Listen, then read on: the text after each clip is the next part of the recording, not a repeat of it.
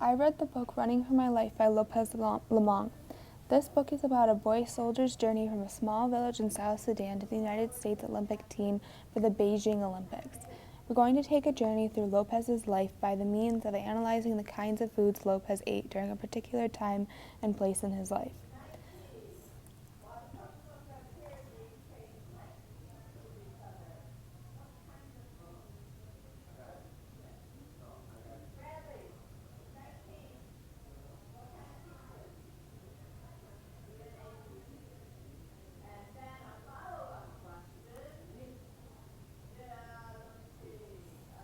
Kimatong.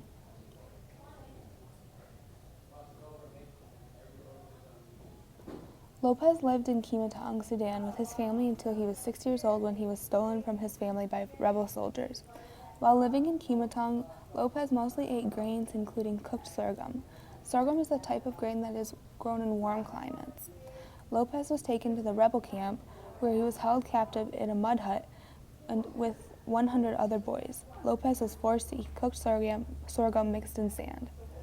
Like most would imagine, Lopez became very sick as a result of eating the sand, but Lopez was very fortunate that he only got an upset stomach from eating the sand because many boys died as a result. After spending many months in the prison camp, Lopez escaped from the prison camp with 3 other boys. Lopez ran for 4 days without stopping for food or water. After running for days, Lopez realized he ran from Sudan to Kenya. This is the third part of his life.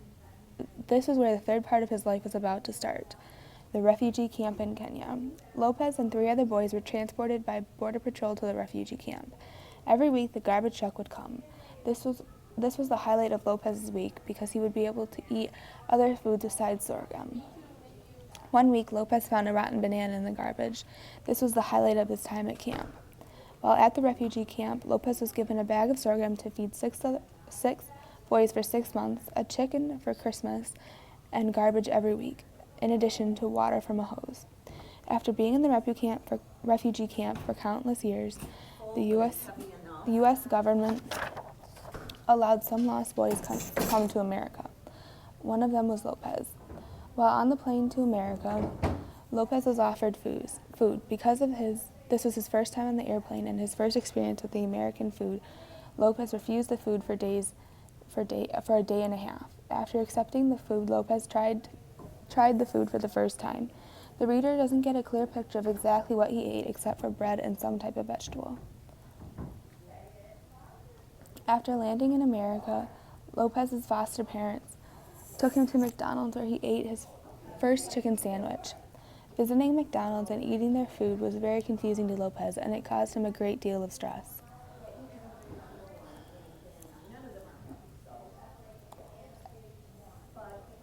After living in America with his foster family, Lopez becomes more and more accustomed to and comfortable with life in America, which is seen through the food he eats. He begins to eat classic American staples like bacon, cheeseburgers, Coca-Cola, and fried chicken, things that he would previously not care for. With an exception to Coca-Cola, the food that Lopez ate let the reader better understand his living conditions and his progression through his life. Today we will be experiencing food that are similar to what Lopez ate throughout his journey from South Sudan to America. First, we will be having chocolate chip cookies made with sorghum flour instead of wheat flour to resemble the food ate during his life in Kimatong. Second, we will be having sand cake to resemble the sand ate in the rebel camp. Third, we'll be having brown garbage to represent the garbage ate at the refugee camp. And lastly, we'll be having bacon as a symbol of the food ate in America.